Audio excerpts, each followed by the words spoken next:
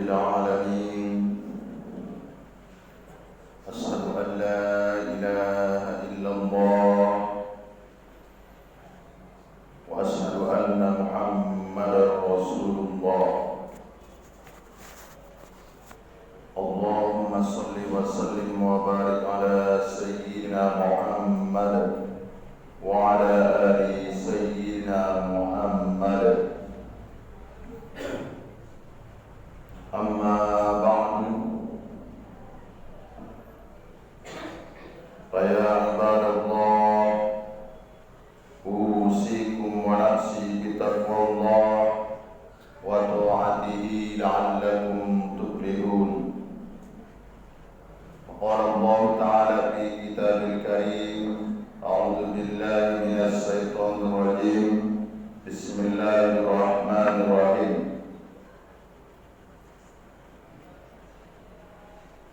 يا أيها الذين آمنوا اتقوا الله حق تقاته ولا تموتن إلا وأنتم مسلمون صدق الله العظيم.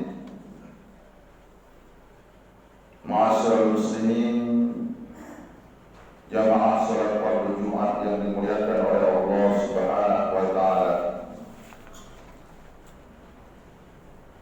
Bersyukur kepada Allah Subhanahu wa taala, Allah pertemukan kita pada hari yang mulia, bulan yang mulia, hari Jumat, tepatnya pada tanggal 17 Rajab 1443 Hijriah. Insyaallah rangkaian nikmat yang Allah berikan ini akan kita bawa dalam rangka mendekatkan diri kepada Allah Subhanahu wa taala dengan melaksanakan salat fardu Jumat secara berjamaah. Bersalawat kita kepada Rasulullah sallallahu alaihi wasallam di qaulih Allahumma shalli ala sayyidina Muhammad wa ala ali sayyidina Muhammad. Assalamu alayka ya Rasulullah. Adapun judul khutbah pada kesempatan kali ini yaitu Isra wal Mi'raj Nabi besar Muhammad sallallahu alaihi wasallam. Di dalam Al-Quran surah Al-Isra ayat pertama Allah Subhanahu wa taala berfirman Subhanalladzi asra bi'abdihi laylan minal masjidil harami ilal masjidil aqsa alladzi barakna hawlahu linuriyahu min ayatina innahu huwas sami'ul basir. Peristiwa ini peristiwa sungguh mengejutkan, menakjubkan, di luar prediksi manusia. Kenapa? Karena perjalanan dari Masjidil Haram ke Masjidil Aqsa kurang lebih 2 bulan perjalanan.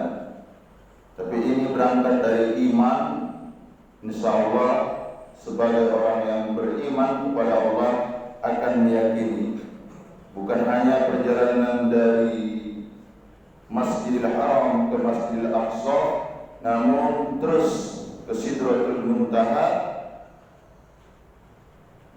Oleh dari perjalanan itu yaitu Nabi Muhammad diperintahkan untuk melaksanakan sholat yang 5 waktu.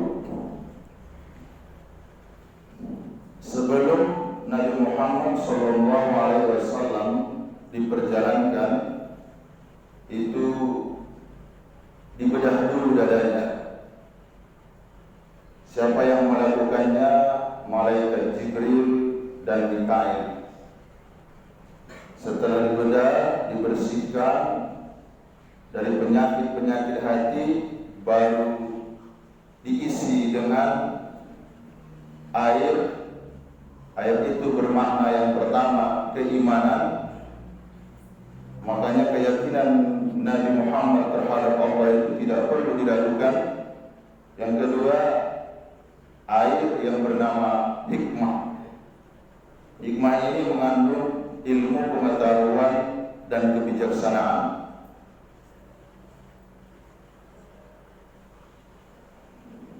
Selanjutnya,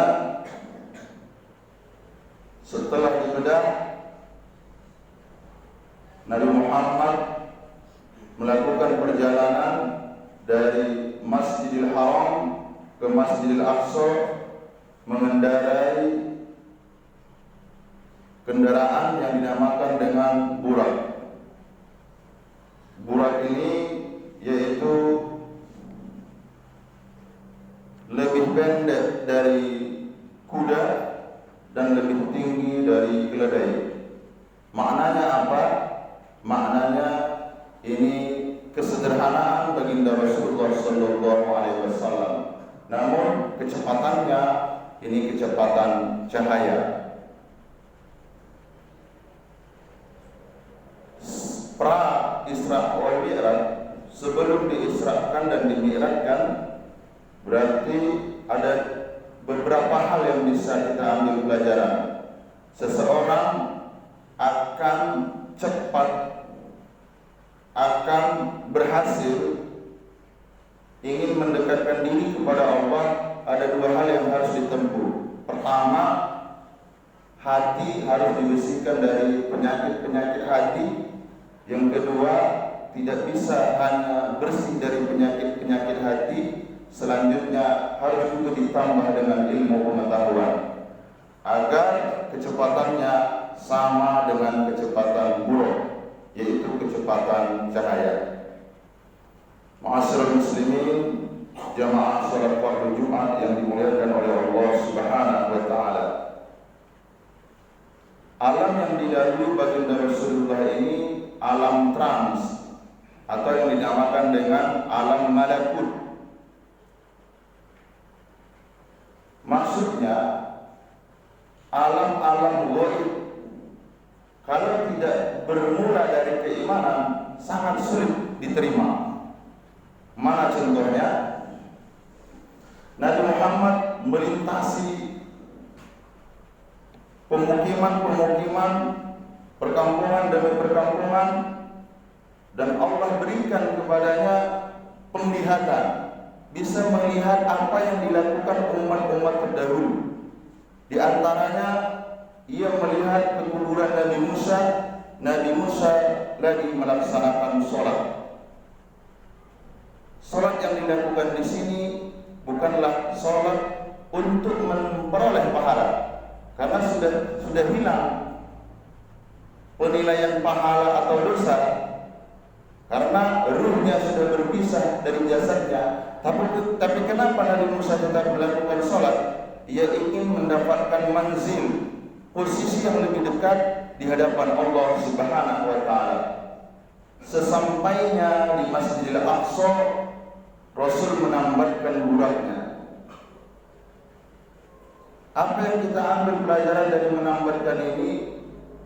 Mungkinkah burak itu lari? Tidak mungkin, karena ini diperintahkan untuk sebagai kendaraan Rasulullah. Kenapa harus ditambat? Ini hanya sekedar tawakal. Maksud tawakal, mengupayakan segala sesuatu, mengusahakan segala sesuatu di luar semampu kita. Kita usahakan dulu, setelah itu nanti hasilnya kita serahkan kepada Allah Subhanahu wa taala.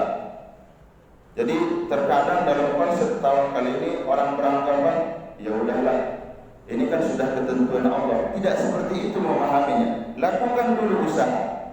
Burak ini ditambat Rasulullah. Mungkin tidak dia lari? Tidak mungkin, karena dia sudah ditempa untuk itu. Tapi Rasulullah melakukan itu. Di Masjidil Aqsa, apa yang dilakukan oleh baginda Rasulullah SAW? Ia menjadi imam untuk sholat. Berapa makmumnya? Kurang lebih 124.000 nabi yang hadir pada saat itu. Yang menjadi imam Rasulullah, makmumnya para nabi. Tapi nabi-nabi itu sudah meninggal. Iya, sudah meninggal, tapi ruhnya tidak pernah mati. Dan setiap nabi-nabi itu berdoa, di antara sekian banyak doanya mereka sampaikan kepada Allah, ya Allah, izinkan kami agar kami diakui sebagai umat Nabi Muhammad sallallahu alaihi wasallam. Kenapa Nabi Muhammad di situ menjadi imam? Ini menunjukkan bahwa doa-doa para nabi-nabi sebelumnya itu diperkenankan oleh Allah, mulai dari Nabi Adam sampai nabi-nabi yang lainnya. Pada prinsipnya itu adalah umat Nabi Muhammad sallallahu alaihi wasallam. Ma'asyiral muslimin, jamaah salat fardu Jumat yang dimuliakan oleh Allah Subhanahu wa taala. Dari khutbah Jumat yang sangat singkat dan sederhana ini ada beberapa pesan moral yang bisa kita ambil. Inti dari Isra wal Mi'raj ini adalah salat.